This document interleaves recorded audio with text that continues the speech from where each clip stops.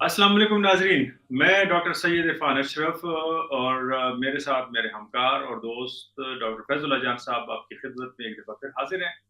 आज के प्रोग्राम में हम 3 मौज़ूआत पे बात करेंगे। एक तो जो सूरत हाल 27th अमेंडमेंट के हवाले से या 27वीं अमेंडमेंट के हवाले से बन रही है पाकिस्तान में, उस पे हम बात करेंगे। दूसरी हम आपको लेके जाएँगे जो 2-3 दिनों में दो उसमें तुर्किया में मुज़ाकरात का एक अगला पहर शुरू हो रहा है पाकिस्तान और अफ़गानिस्तान के दरमियान, उस पे भी बात करेंगे। फिर हम उसको मिलाएँगे ड्यूरंड लाइन से या जो पश्तून हैं दोनों साइड पे, उनका इन दोनों जो सूरत-ए-हाल बन रही है सिर्फ 27th अमेंडमेंट के हवाले से और जो मुज़ाकरात है उनमें उनका क्या असर बनेगा, हम उस पे बात करेंगे। मैं सिर्फ ये तस्दीक कर लूँ कि मेरा ज़्यादातर डिपेंड जो है या ज़्यादातर मैं बात फैज़ुल्लाह जान साहब से पूछूँगा क्योंकि मैं ट्रैवलिंग कर रहा हूँ, मुल्क से बाहर हूँ। तो फैज़ साहब आप क्या क्या ख़्याल है कि अभी जो सूरत-ए-हाल बन रही है, मीडिया पे बहुत बातें हो रही हैं, 27वीं अमेंडमेंट, ये क्या तूफ़ान आने वाला है? हाँ, इरफ़ान, ये वैसे सरप्राइज़िंग नहीं है क्योंकि काफ़ी अरसे से इसकी बातें हो रही थीं। बल्कि अगर हम ज़रा पीछे चले जाएँ तो जब आसिफ़ क़मर बाजवा साहब आर्मी चीफ़ थे और इमरान ख़ान साहब प्राइम मिनिस्टर थे, तो उस वक़्त भी ये बातें हो रही थीं कि जो 18 अमेंडमेंट है, जो बुनियादी तौर पर सूबाई खुद मुख्तारी के मुतल्लिक़ है, उसको रोल बैक करने का प्रोग्राम था। और रोल बैक इसलिए कि उनके ख़्याल में, यानी जिसको हम कहते हैं ना सेंट्रिस्ट या एस्टेब्लिशमेंट जो है, उनका ख़्याल ये है कि सूबों को एनएफसी अवार्ड के मद में बहुत ज़्यादा पैसे दिए जाते हैं और मरकज़ के पास फ़ंड कम रह जाता है। दूसरी बात उसमें ये थी कि 18 अमेंडमेंट की वजह से कंकरेंट लिस्ट ख़त्म हो गई थी और वो मिनिस्ट्रीज़ जो कंकरेंट लिस्ट का थी, वो सूबों को मिल गई थी। तो इसीलिए ये ख़्याल, यानी जो एस्टेब्लिशमेंट है पाकिस्तान में और जो राइटिस्ट है, उनका हमेशा से ये ख़्याल रहा है कि एक मज़बूत पाकिस्तान के लिए बहुत ज़रूरी है कि एक मज़बूत मरकज़ हो। जबकि जमहूरी क़ुव्वतें जो हैं, उनका हमेशा ये आर्गुमेंट रहा है कि अगर आप फ़ेडरेशन को मज़बूत करना चाहते हैं तो फ़ेडरेटिंग यूनिट्स, यानी सूबों जो हैं, उनको आप मज़बूत कर दें और मज़बूत करने का एक तरीका यही है कि सूबाई खुद मुख्तारी हो। तो हमें याद है कि बाजवा साहब ने मीडिया को ये बता दिया था उस वक़्त कि 18 अमेंडमेंट ऐसा ही है जैसे शेख मुजीब के 6 नुकात थे और जिनको उस वक़्त पाकिस्तान ने नहीं माना और जिसके नतीजे में बांग्लादेश एक आज़ाद मुल्क के तौर पर नक्शे पर उभरा। तो इसलिए इसके लिए काम उस वक़्त से जारी था। और इरफ़ान, अगर आपको याद हो कि उस वक़्त भी एक बात की जा रही थी कि जी ये 2035 तक का एक प्लान है। यानी प्लान ये कि 2035 तक पाकिस्तान में स्ट्रक्चरली ऐसे इक़दामात किए जाएँगे कि जिसके नतीजे में जो है मरकज़ और भी मज़बूत हो जाएगा और जो एग्ज़िस्टिंग ऑर्गेनिक पॉलिटिकल लीडरशिप है, उन ऑर्गेनिक पॉलिटिकल लीडरशिप को साइड लाइन करके एक मैन्युफैक्चर्ड पॉलिटिकल लीडरशिप जो है उसको इम्पोज़ किया जाएगा। लेकिन बहरहाल, वो जिस तरह कहते हैं ना अंग्रेज़ी में कि मैन प्रोपोज़ेज़ गॉड डिस्पोज़ेज़। तो वही वाली बात कि वो तो इमरान खान साहब की मौजूदगी में वो नहीं हो सका और हमने देखा कि उनको अदम एतमाद के ज़रिए हुकूमत से अलग कर दिया गया और फिर एक नई हुकूमत उभूरी आ गई और उसके बाद इलेक्शंस हुए, अब ये मौजूदा हुकूमत। लेकिन हम देखते हैं कि कैरेक्टर्स तो चेंज हो गए और कैरेक्टर के रोल्स चेंज हो गए, लेकिन प्लान जो है वो वही का वही अपनी जगह पर मौजूद है। तो उसी प्लेन पे काम हो रहा है। तो ये कल बिलावल भुट्टो ज़रदारी साहब ने ट्वीट किया था और जिसमें कहा था कि जी हुकूमत ने उनके साथ 27 अमेंडमेंट उसके हवाले से بات چیت کی ہے اور انہوں نے کہا کہ ہم سینٹرل ایگزیکٹو کمیٹی جو ہے پیپل پارٹی کی اس میں اس کو ڈسکس کر رہے ہیں. آج اخبارات میں اس کی تفصیلات بھی آ گئی ہیں. اس میں دیکھیں عرفان، یہ ایک کام کرنے جا رہے ہیں جس میں صوبوں کے لیے بڑے اس کی سیریس کنسیکوینسز ہوں گی. ایک تو یہ کہ 2 منسٹریز کو یہ صوبوں سے واپس لے کے مرکز میں واپس لینا چاہتے ہیں. اس میں ایک ہے وزارت تعلیم، ایجوکیشن منسٹری، اور دوسری منسٹری ہے پاپولیشن کنٹرول. تو پاپولیشن کنٹرول ان دو ابھی تک جو بات سامنے آ گئی ہے کہ ان 2 منسٹریز کو فیڈرل حکومت اپنے کنٹرول میں لے گی. اب بات یہ ہے کہ پاپولیشن کنٹرول کا تو نہیں، لیکن ایجوکیشن منسٹری کو 18 امینڈمنٹ کی موجودگی کے باوجود مرکز نے صوبوں کے حوالے مکمل طور پر نہیں کیا تھا. کیونکہ ہم نے دیکھا نا کہ ابھی بھی یعنی خان صاحب کی گورنمنٹ میں بھی فیڈرل ایجوکیشن منسٹری تھی اور ایک منسٹر بھی تھے شفقت محمود صاحب. حالانکہ یہ منسٹری جو ہے یہ صوبائی ڈومین بن گئی تھی. پھر انہی کے حکومت میں ایک اور ڈاکومنٹ پہ کام کر دیا گیا اور بلکہ اس کو امپلیمنٹ بھی کر دیا گیا، وہ سنگل نیشنل کریکولم، یعنی ایک ایسا تعلیمی نصاب اسکول کالجز کے لیے بنانا کہ جو پورے پاکستان میں اس کو امپلیمنٹ کیا جائے گا، اور اس کو امپلیمنٹ کیا بھی جا رہا ہے.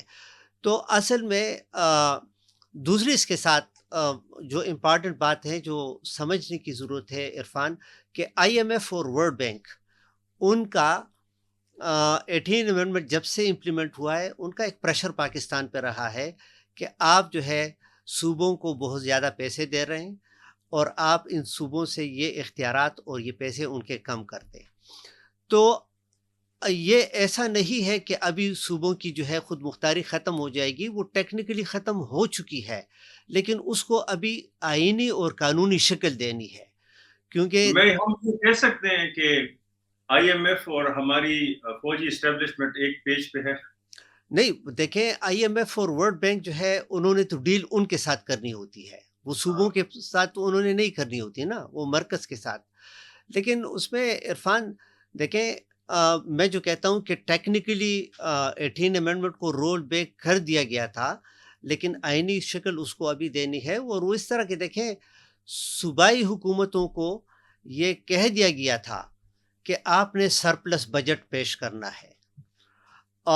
ہم نے دیکھا کہ ابھی گنڈا پور صاحب جو وزیر اعلیٰ تھے تو انہوں نے بھی بڑے دعوے کیے کہ جی ہم نے سرپلس بجٹ پیش کر دیا.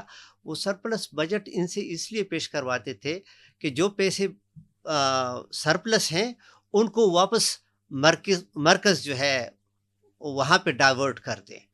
تو سرپلس بجٹ سے آپ کی مراد یہ ہے کہ اگر مختلف جو ہے نا محکموں کے لیے یا اداروں کے لیے یا وزارتوں کے لیے بجٹ میں جو سال میں پیسے رکھے جاتے ہیں وہ لگائے نہ جائیں اور آخر میں کہا جائے کہ کام ہو گیا اور وہ پیسے بچ گئے، تو بچنے کا مطلب یہ ہے کہ صوبوں کی ضروریات پہ قدغنیں لگائی جائیں اور وہ پیسے واپس جو ہے نا وفاق کو لوٹائے جائیں.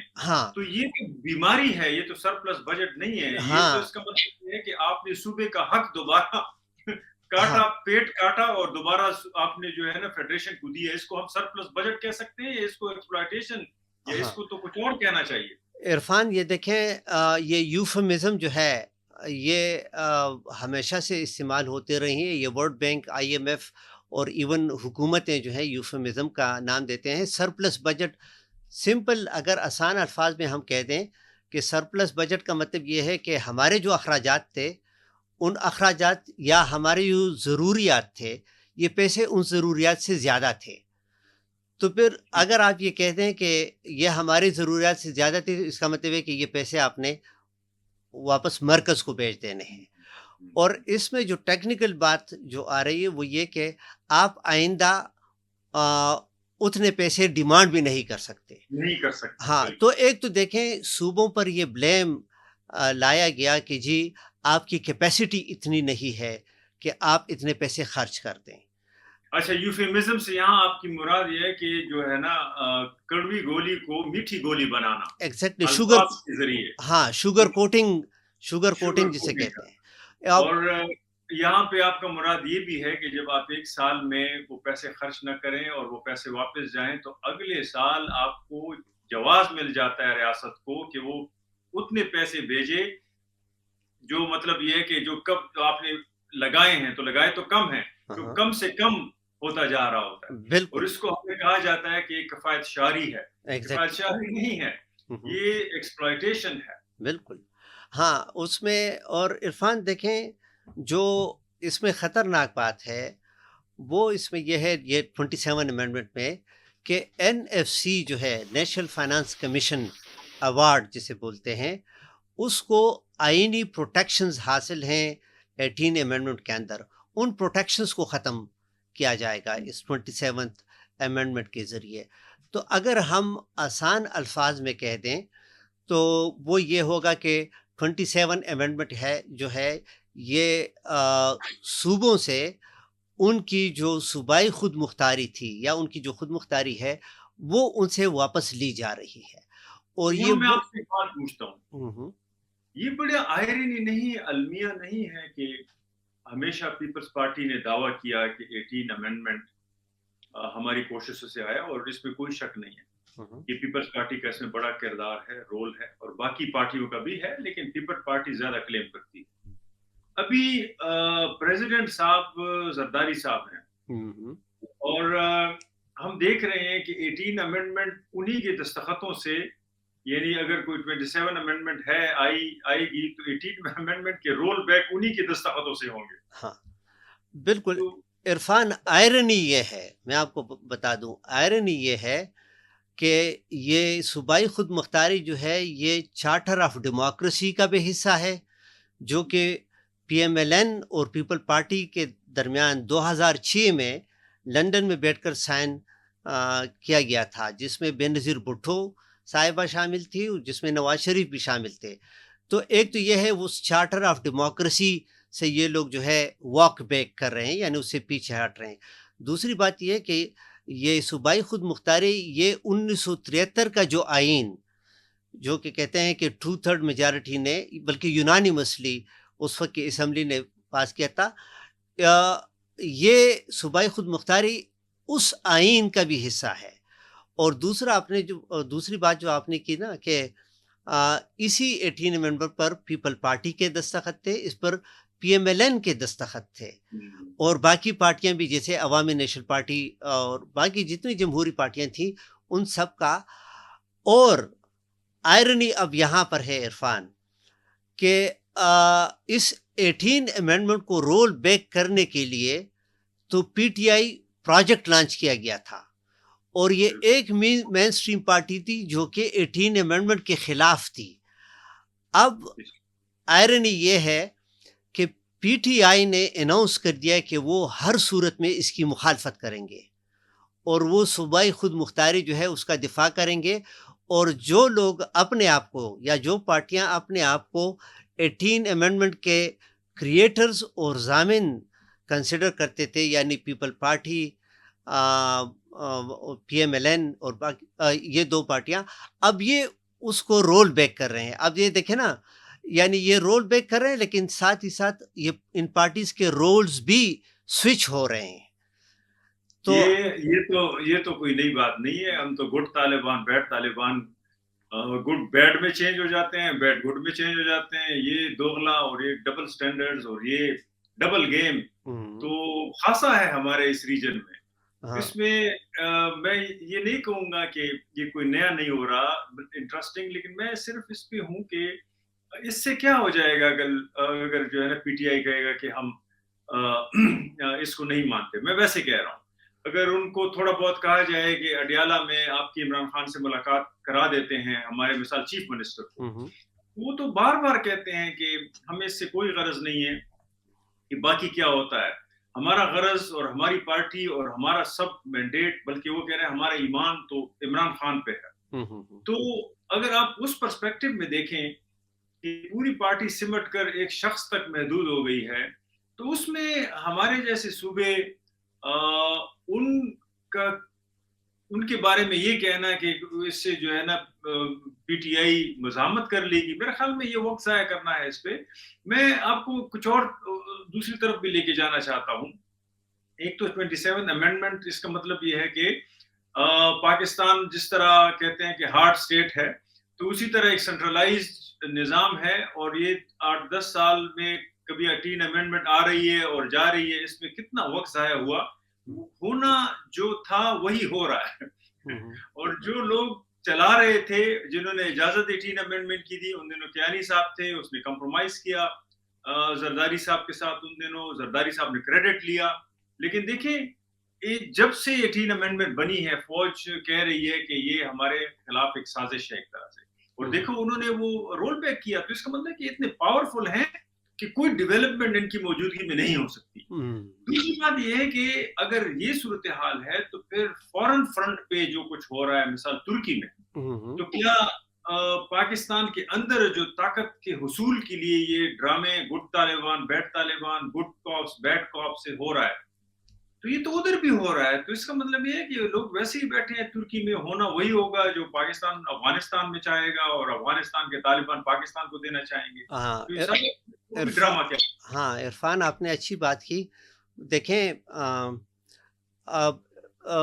ایک ٹرم استعمال ہوتا ہے نا، دا ایلوژن آف پارٹیسپیشن.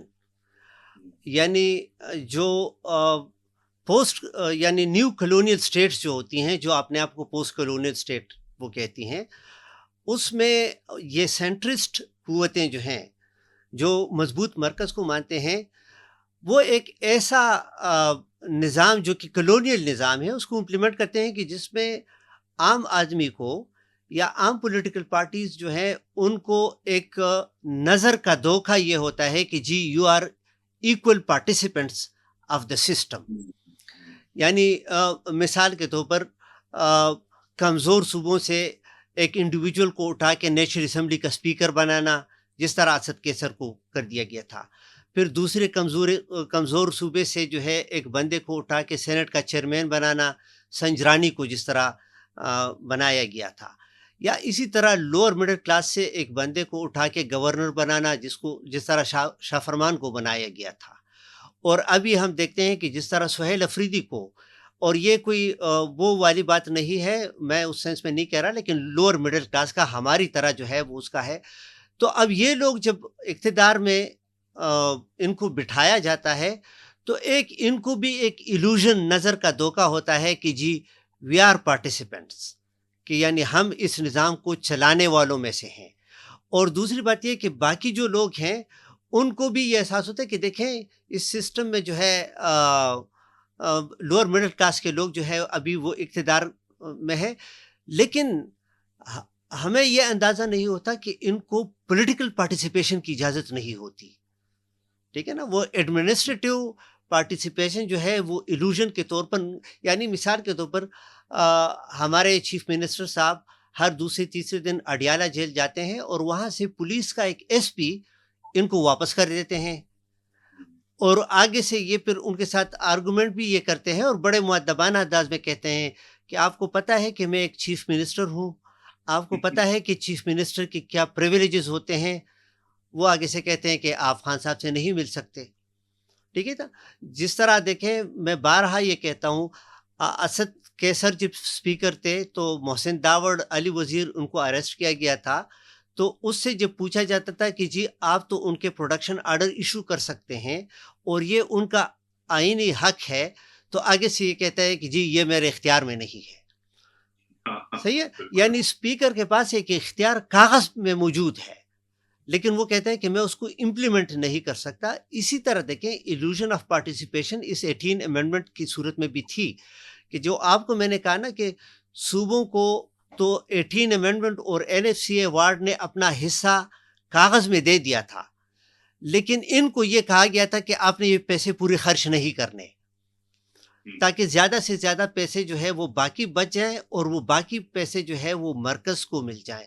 تو دیکھیں نیو کلونیل اسٹیٹ جو ہے اس میں اس کا یہ طریقہ، اور جس کی طرف جو ہے کئی نیو کلونیل تھنکرز جو ہے انہوں نے اشارہ کیا، اور یہ چیزیں انہوں نے بتا دی ہیں کہ کس طرح ان کو यानी एक झांसा दे के कंट्रोल किया जाता है मार्जिनलाइज्ड कम्युनिटीज़ को। अच्छा, दूसरी मैं थोड़ा-सा आपको रोकूँगा यहाँ पर। देखिए, ये जो हमें दोस्त सुन रहे हैं ना, ये हम क्यों बार-बार कह रहे हैं, वो ये है कि देखिए वज़ीर आला साहब का किसी से मुअद्दबाना बात करना अ, अच्छी बात है, लेकिन उससे इतना बड़ा इश्यू नहीं बनाना चाहिए कि फ़ेसबुक पे कि देखो ये कितना तमीज़दार वज़ीर आला है। वज़ीर आला का ये काउंट करता है कि वो एक सूबे का वज़ीर आला है और वो किस तरह अपने पावर को यूज़ करता है, और पावर को यूज़ करना किसी को के खिलाफ वायलेंस से मुराद नहीं है। लेकिन उसको अपना अंदाज़ा हो जाए कि इस निज़ाम में उसकी क्या वक़्त है। जब तक उसको ये अंदाजा नहीं होगा, वो हमेशा एक एसपी, डीएसपी उसको कहेगा सिक्योरिटी का मामला है जी, और वो पीछे चला जाएगा। ये मैं इसलिए कह रहा हूँ, मैं यहाँ नॉर्वे में हूँ कुछ दिनों से, और यहाँ मैं देख रहा हूँ हमारे दोस्त बड़े अच्छे-अच्छे दोस्त हैं। अक्सर जो है ना अफ़गानिस्तान से या पाकिस्तान से, तो मैं उनके साथ जब घूम फिर रहा होता हूँ, तो मुझे बार-बार एक चीज़ की तरफ इशारा करते हैं। मिसाल टनल्स हैं यहाँ बहुत ज़्यादा, सुरंगें। तो कहते हैं कि देखो पाकिस्तान में भी अगर ऐसी सुरंगें हों तो हमारे यहाँ जो फलां जगह से मिल जाए, फलां पहाड़ फलां से मिल जाए, ये पूरे इलाके तरक्की कर जाएँ। फिर ये कहते हैं ये फॉरेस्ट जो हैं, पाकिस्तान में भी इतने तो फ़ौरन वो यहाँ का मॉडल उठा के पाकिस्तान पे अप्लाई करते हैं। तो जो फैज़ साहब कह रहे थे वो बड़ा अहम पॉइंट है। स्ट्रक्चरल मसले क्या हैं? आपका निज़ाम, आपकी रियासत जिन लोगों ने बनाया था वो अंग्रेज थे। वो निज़ाम उन्होंने अपने मॉडल में नहीं बनाया था, वो आपके लिए बनाया था, आप महकूम हैं। जब तक आप इस निज़ाम को नहीं समझेंगे, आप वज़ीर आला की तरह जो है ना एक सिपाही से सलाम दुआ करके वापस आ जाएँगे कि सिक्योरिटी का मामला है। पावर स्ट्रक्चर की बात है, किस तरह ये निज़ाम आपको एंगेज करता है और आप पे अपनी सारी चीज़ें मनवाता है, तो एक हाथ से देता है और दूसरे हाथ से लेता है। इसको हम अंग्रेजी में कहते हैं, या पश्तो में उर्दू में ट्रांसलेट कर लें कि आप एक कदम आगे चलते हैं, 10 कदम पीछे। तो यही मामला 18 अमेंडमेंट के साथ हुआ। कितना वक़्त ज़ाया हुआ, अब 27 अमेंडमेंट आ रही है, सारी कुछ वापस लिए जा रहे हैं। इसी तरीके से यही जो अफ़गानिस्तान के साथ अभी तुर्की में मुज़ाकरात हो रहे हैं, अभी ये सारी चीज़ें भूल के एक कदम आगे जाएँगे, 10 कदम फिर दोबारा आ जाएँगे गुड कॉप, बैड कॉप उस पे मिलिटेंसी पे।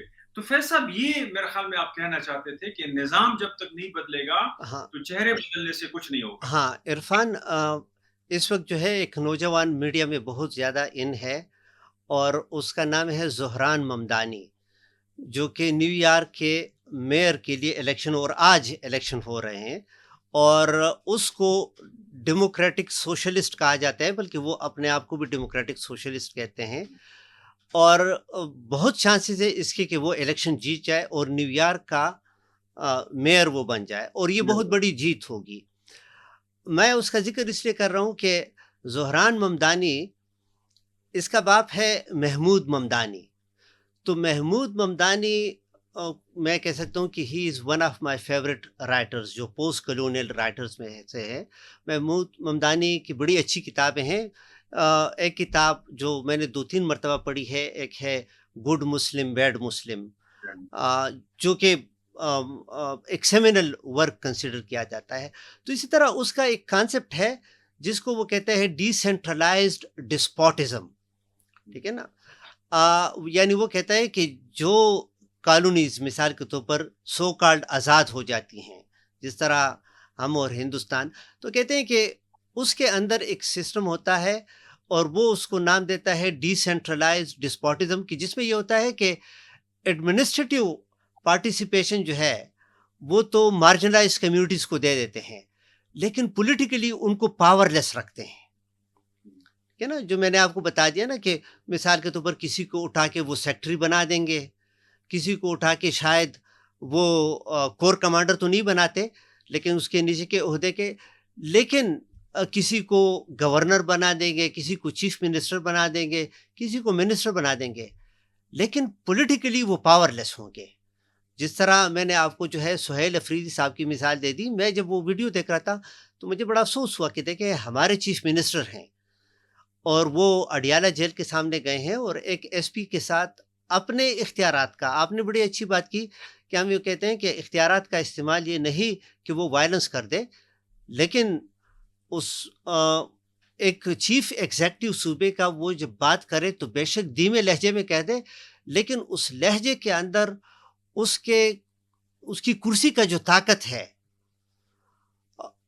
اس کا جھلک نظر آ جائے، ٹھیک ہے نا.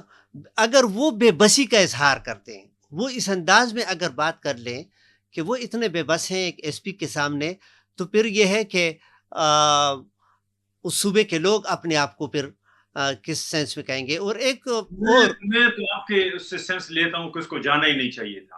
جب اس کو پتا تھا کہ ایک ایس پی اس کو واپس کر لے گا یا ڈی ایس پی واپس کر لے گا یا اہلکار واپس کر لے گا، تو اس کو نہیں جانا چاہیے تھا. دوسری بات یہ ہے کہ اگر وہ اتنا ہی با اختیار ہے اور اتنا ہی چاہتا ہے کہ اپنے صوبے کے لوگوں کے حقوق واگزار کرے یا ان کی خدمت کرے، تو اس کا اپنا صوبہ ہے، اس میں جو اس کے ہاتھ میں ہے، بجائے یہ کہ وہ خان صاحب کو رہا کرنے کے لیے ہمارا وقت ضائع کرے، ہماری ریسورسز ضائع کرے، بار بار جائے اور ایک سپاہی اور ایک ڈی ایس پی اس کو واپس کرے، کیوں نہ اپنے صوبے میں جو تھوڑا بہت اختیار اس کے پاس ہے اس کو یوٹیلائز کرے. ہاں، اور یہ نہ سمجھے، اس ایلوژن میں نہ رہے جو آپ نے ایلوژن کی بات کی کہ جیسے وہ وزیر اعلیٰ ہے. اٹک اس بار خیبر پختونخوا کا وزیر اعلیٰ ایک ماتحت ہوتا ہے یا بلوچستان کا وزیر اعلیٰ ایک اہلکار ہوتا ہے، کیونکہ یہ پارٹیز جو لوگ بناتے ہیں وہ اس کو ایسے بناتے ہیں کہ اپنی صوبے میں تو آپ وزیر اعلیٰ ہوں گے، لیکن آپ جب پنجاب میں جائیں گے، آپ جب اسلام آباد میں جائیں گے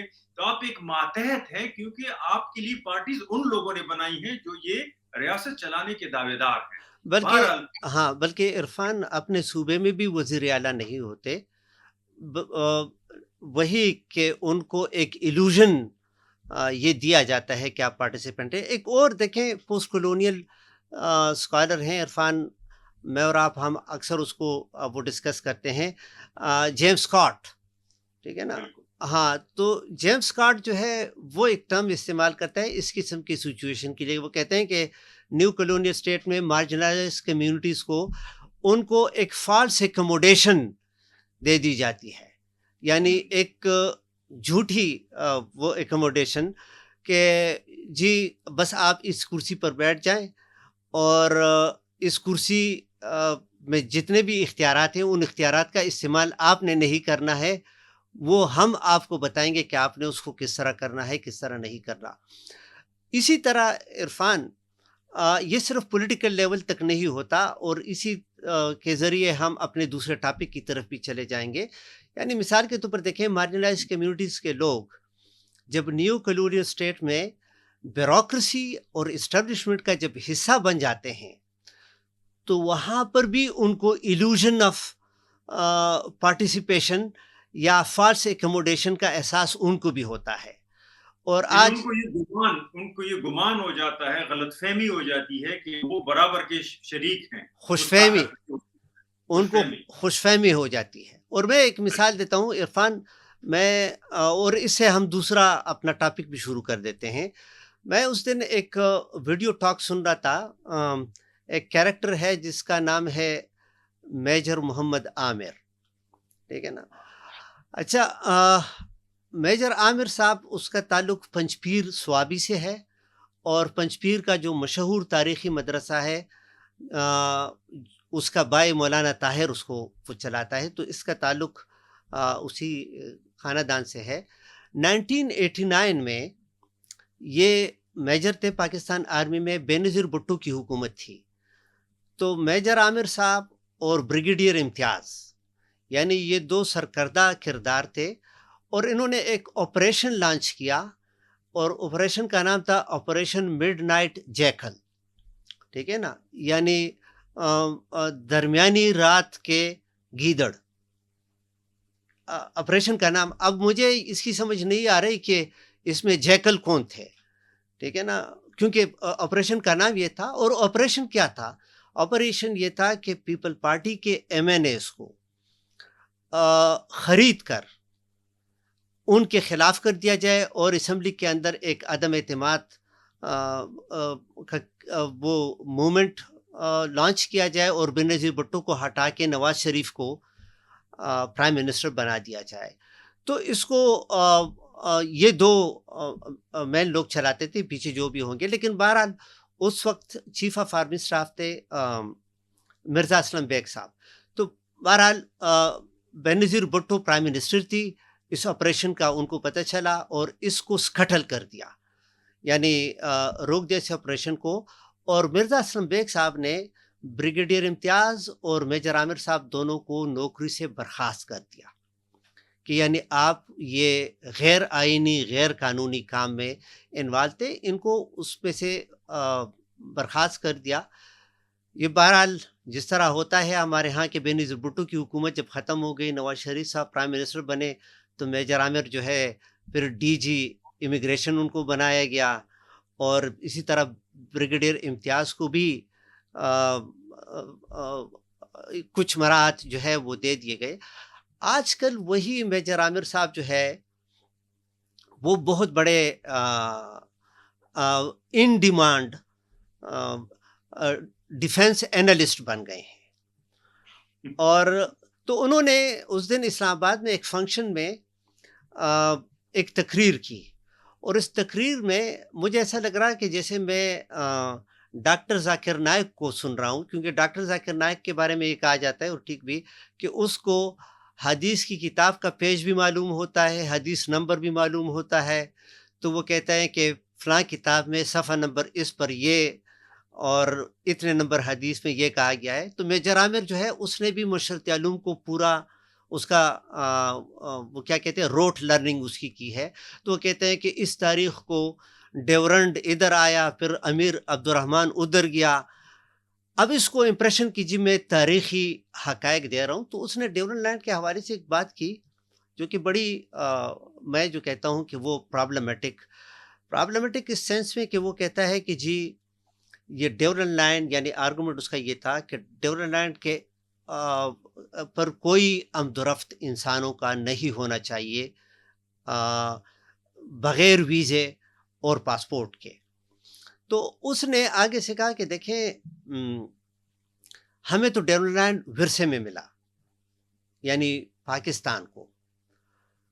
تو میں اس پہ سوچا تھا کہ عامر صاحب جو ہے میجر عامر صاحب، ان کو یہ خیال نہیں آیا کہ آپ کو ورثے میں صرف ڈیورنڈ لینڈ نہیں ملا، ڈیورنڈ لینڈ پر رہنے والے جو لاکھوں لوگ ہیں یہ بھی آپ کو ورثے میں ملے. ٹھیک ہے نا؟ یعنی مثال کے طور پر دیکھیں یہ 2495 کلومیٹر ڈیورنڈ لائن ہے.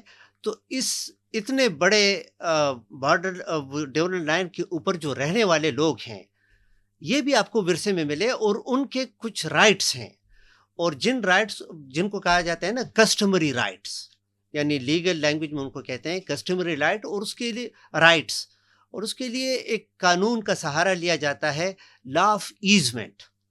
تو لا آف ایزمنٹ جو ہے وہ اس میں یہ بات کی جاتی ہے کہ اگر دو ممالک کے درمیان لکیر اس طریقے سے کھینچ دی گئی ہے، یعنی بارڈر، انٹرنیشنل بارڈر، کہ جس نے اس ٹرائب کو تقسیم کیا ہو، تو ان کو یہ کسٹمری رائٹس حاصل ہیں کہ وہ اپنے سوشل اور اکنامک پریکٹسز کے لیے بغیر کسی پابندی کے وہ اکراس دا بارڈر موومنٹ کر سکتے ہیں.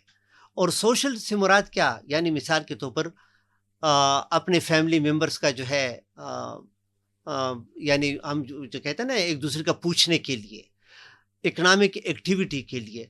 تو ہم تو دیکھتے ہیں کہ ڈیورنڈ لائن نے مثال کے طور پر اس طرح تقسیم کیا ہے اس ٹرائب کو کہ ایک بھائی جو ہے وہ پاکستان میں رہ رہا ہے، تو دوسرا بھائی اس کا ڈیورنڈ لینڈ کے اس طرف افغانستان میں ہے. تو اب ان کا لا آف ایزمنٹ کے حساب سے ان کا یہ حق بنتا ہے کہ وہ ایک دوسرے کے ساتھ ملنے کے لیے فریلی جائیں. تو اس لیے میں آپ کو یہاں روکوں گا. ایسا دیکھیں، ہم اسی لیے تو کہہ رہے تھے کہ جو ترکیہ میں اگلا مذاکرات کا سیشن ہوگا، وقت ضائع کرنا ہے لوگوں کا. آپ کو اپنے مسائل کے حل کے لیے ترکی جانے کی کوئی ضرورت نہیں، نہ دوحہ کو انگیج کرنے کی، نہ سعودی عرب کو انگیج کرنے کی. آپ کا مسئلہ ڈیورنڈ لائن کے اوپر لوگ ہیں، یہ ڈیورنڈ لائن بھی نہیں ہے. اگر آپ کو انگریز نے ایک لائن بنا کے دی اس نے اپنے ضروریات کے مطابق اس وقت اس کی تخلیق کی، کیونکہ ان کو سوویت یعنی جو رشیا تھا، زارس تھے، ان کو روکنا تھا، ان کے نفوذ اور ان کے انفلوئنس کو ختم کرنا تھا. وہ اگر آپ سمجھتے ہیں کہ انگریز چلے گئے ہیں تو پھر ورثے میں کیا مطلب ہے؟ آپ انگریز کے ورثے سے کیوں چمٹے ہوئے ہیں؟ ابھی تو ورثہ تو ان کا لیا جاتا ہے جو آپ کے باپ دادا ہوں. کیا انگریز آپ کے باپ دادا تھے جن کا ورثہ آپ نے جو ہے نا سینے سے چمٹایا ہوا ہے؟ یا آپ کے باپ دادا یہ لوگ تھے جو اس جو ہے نا اس کے جو زندگی انہوں نے انگریزوں کے نیچے ایک آپریشن کی زندگی گزاری، یہ آپ کا ورثہ. تو میں یہ کہہ رہا ہوں کہ میجر عامر صاحب ٹھیک کہتے ہیں. اس وقت بھی اگر آپ دیکھیں پیر آف مانکی، ان کا رول دیکھیں، اس طرح آج آپ ان کا رول دیکھتے ہیں کہ یہ اپنے لوگوں سے مخلص نہیں ہوتے اور طاقت کے حصول کے لیے بار بار پنجاب کی گود میں اور بار بار نواز شریف کی گود میں بیٹھتے ہیں. کیا آپ کا یہ اختیار تھا یا کیا آپ کا یہ حق تھا کہ آپ ایک میجر ہوتے ہوئے اس وقت کہ پولیٹیکل پارٹیز کو مینیپولیٹ کریں، لوگوں کے اختیار، لوگوں کے کنسٹیچوئنسیز، لوگوں کے ووٹ کی اتنی بے حرمتی کریں؟ یہ آپ کا کام تھا یا آپ کا کام یہ تھا کہ اپنی ڈیوٹی سر انجام دیتے؟ اگر اتنا ہی شوق تھا سیاست کا تو پھر سیاست کرتے آپ. لیکن چونکہ انگریزوں کے دور سے ان کے آباء و اجداد نے زیادہ تر ایسے کام کیے ہیں کہ وہ اقتدار کے حصول کے لیے ہوتے تھے، تو اس لیے آج بھی ان کو انگریزوں کا دور بڑا تنگ کرتا ہے اور سمجھتے ہیں کہ وہ ان کی وراثت کے امین ہیں، اس لیے لوگ نظر نہیں آتے. ہاں عرفان دیکھیں، انہوں نے ایک دو تین اور باتیں کی جو میرے خیال میں بڑی پرابلمٹک ہیں. ایک انہوں نے کہا کہ دیکھیں، انہوں نے کہا کہ جی میں پنجاب میں کسی سے ملا اور میں نے اسے کہا کہ جی نام بھی لیا، میرے خیال میں مجیب الرحمان شامی یا جس کا نام، کہتے ہیں کہ میں شاونسٹ نہیں ہوں، لیکن میں اتنا کہتا ہوں کہ پنجابی طالبان جب سرنڈر ہوئے تو آپ لوگوں نے تو اس کو ایکسیپٹ کر لیا، لیکن جو ٹی ٹی پی والے سرنڈر ہو رہے ہیں تو وہ آپ کو ایکسیپٹیبل نہیں ہے. مجھے یہ بات بری اس لیے لگی کہ اچھا میجر صاحب، آپ ادھر ٹی ٹی پی میں بھی پشتون طالبان، پنجابی طالبان اور فلاں طالبان، وہ طالبان کی تقسیم، یعنی آپ پنجاب کو یہ کہہ رہے ہیں کہ آپ نے اپنے طالبان کو گلے لگا دیا، ہمیں بھی اجازت دے دیں کہ ہم اپنے طالبان کو گلے لگا دیں. یہ اختیار آپ کو کس نے دیا ہے؟ اور دوسری بات یہ کہ آپ کب تک یہ دھوکہ دیتے رہیں گے کہ یہ نامنکلیچر چینج کرتے ہوئے کہ یہ افغان طالبان ہے، یہ ٹی ٹی پی ہے اور یہ پنجابی طالبان ہے؟ ہم جو جانتے ہیں وہ ایک ہی طالبان ہے. اور تھوڑا سا ایک بات بتاؤں نہیں، ایک منٹ عرفان، وہ میرے دوسری بات دیکھیں، انہوں نے کہا کہ احسان اللہ احسان پر اعتراض کیا جاتا ہے. کہتے ہیں کہ احسان اللہ احسان تو اے پی ایس میں انوالو بھی نہیں تھا. اب دیکھیں نا، یہ ان کے سپوکس پرسن اب بن جاتے ہیں اور کہتے ہیں کہ اس نے سرنڈر کیا تھا، وہ نکل گیا. اب اسے کوئی یہ کہے کہ میجر عامر صاحب آپ کس حیثیت سے ٹیررسٹوں جو ہے ان کی ترجمانی کرتے ہیں، اور وہی کہ دیکھیں آپ کی وہ آئیڈینٹی پھر ہمیں اوپر سے یہ سننے پڑیں گی پنجاب کی طرف سے کہ جی آپ کے اپنے پشتون جو ہے وہ یہ کہہ رہے ہیں، جبکہ ان لوگوں نے پشتونوں کا جو مرام ہے اس کو ایک طرف رکھ کے انہوں نے ایک سینٹرسٹ پاکستان جو ہے اس کا مقدمہ انہوں نے لڑنا ہے. اور ابھی اپنے آپ کو وہ اس طریقے سے جو ہے وہ پریزنٹ کرے کہ جیسے یہ جو پختون جو ہے ان کے حقوق کی بات کر رہے ہیں. فیض صاحب دیکھیں، بالکل میں آپ سے اس پہ تو ایگری کرتا ہوں، لیکن تھوڑا سا آپ کو اسٹرکچرلی دیکھنا پڑے گا اگر آپ اس میں مزید گہرائی ڈھونڈنا چاہتے ہیں. وہ یہ ہے کہ دیکھیں مذہبی پارٹیاں ہمارے پشتون علاقوں میں کبھی بھی میسو پارٹیاں نہیں رہی، یعنی ایسے پارٹیاں نہیں رہی کہ وہ ان کو اتنا ووٹ ملے کہ وہ سارا نظام چینج کر دیں جو پاکستان ریاست چاہتی ہے. تو یہ ہمیشہ سے ایک پریشر گروپ کے طور پہ بہت سٹرونگ انہوں نے بڑا مضبوط کردار ادا کیا ہے. اور اس میں نہ صرف پاکستان کے ہر شہر میں ایک کینٹونمنٹ کا ہونا اس کی سٹرینتھ کی علامت ہے، اس نظام، اس ریڈیکلزم کی، بلکہ یہ جو مدرسے ہیں ہمارے ہاں اور جن کے ذریعے یہ پارٹیز اپنی پوری فنڈنگ سے لے کر اپنا اثر رسوخ اور اپنے ہمارے نوجوانوں تک ایکسیس لیتی ہیں. اس بنیاد پر ان کی اسٹرینتھ سے کوئی انکار نہیں کر سکتا. یعنی کینٹونمنٹ ان کے پیچھے کھڑا ہوتا ہے, ملٹری جو ہے کھڑی ہوتی ہے. دوسرا مدرسے یہ اسٹرکچرل ان کو جو ہے نا اسٹرینتھ پرووائڈ کرتے ہیں. اب میں اس کی مثال دیتا ہوں, اس لیے میں دوبارہ دوستوں کو کہوں گا کہ آپ کو ترکی جانے کی ضرورت نہیں ہے مذاکرات میں کیا ہو رہا ہے کیا نہیں ہو رہا, وہ آپ کا وقت ضائع ہوگا. آپ اپنے صوبے میں دیکھیں اور ڈیورنٹ لائن کے اس پار اور اس پار دیکھیں کہ کس طریقے سے جو ریڈیکلزم ہے اور ملٹرزم ہے, یہ کس طریقے سے آپ کو اس گڈ اور بیڈ کے چکر میں کبھی دعا لے کے جاتی ہے اور کبھی, لیکن مسئلہ یہاں پہ ہے وہاں نہیں ہے. دیکھیں 3 بڑے اہم ادوار ہیں ملیٹنسی میں, پاکستان کی ملیٹنسی میں. ایک دیکھیں جو 1980s کا 1980 کی ملیٹنسی تھی, اس میں جماعت اسلامی کو ایک رول ملا تھا. یعنی قاضی حسین احمد ایک اسالٹ رائفل کلیشن کوف تمائے وہاں اکراس دا بارڈر جاتا تھا, اور وہاں پہ حکمت یار اور اس طرح کے, اور تو یہاں سے نوجوانوں کو لے کے جانا, یہ جیسے لوگ بھی ان کے ساتھ گئے تھے. آج کل یہ ٹی وی پہ بیٹھ کر جو ہے نا ہمیں بتاتے ہیں کہ وہ ایک وقت میں جہادست تھے لیکن ابھی وہ ریفارمڈ لوگ بن گئے ہیں. اسی طرح میجر عامر بھی اگر آپ دیکھیں یہ اسی اثر کے انہی جو ہے نا انہوں نے دیکھا ہے وہ طاقت کے حصول کے لیے یہ لوگ کچھ بھی کر سکتے ہیں. تو انہوں نے قاضی کو دیکھا ہے کہ ایک عام آدمی کتنا بڑا پاورفل آدمی بن جاتا ہے جب وہ بندوق اور پاکستانی ریاست کے نام, مطلب پاکستانی ریاست کے شانہ بشانہ لڑ رہا ہے. تو یہ ایک دور تھا ملیٹنسی کا جس میں جماعت اسلامی ابھر کے آئی. پھر جو باشعور مذہبی جماعت والے لوگ ہیں جو طاقت کے ساتھ رہنا چاہتے ہیں, انہوں نے ان سے سیکھا. دیکھیں GOIF, اگلا دور ہم نے دیکھا کہ وار آن ٹیرر میں زیادہ تر GOIF یعنی فضل الرحمان صاحب کو پتہ ہو یا نہ ہو, لیکن اس کے پارٹی کے لوگ, اس کے مدرسے کے لوگ یا اس کے مدرسے کے اسٹوڈنٹس جنہوں نے آدھا پڑھا یا نہیں پڑھا, انہوں سے مثال حکیم اللہ, بیت اللہ, یہ سارے لوگ اگر آپ دیکھیں وزیرستان میں ان کا تعلق کسی نہ کسی طور پہ ان مدرسوں سے تھا جن کو فضل الرحمان صاحب جو ہے نا ان کے لوگ کنٹرول کرتے ہیں یا ان کے لوگوں کے ہیں. پھر تیسرا ایک دور آپ کو نہیں بھولنا چاہیے ملیٹنسی کا جس میں میجر عامر کا بڑا رول ہے, اور ان کے مولانا طیب صاحب کا بڑا رول ہے. ان کو کیا کہتے ہیں, ان کو پنچپیر جو ہے.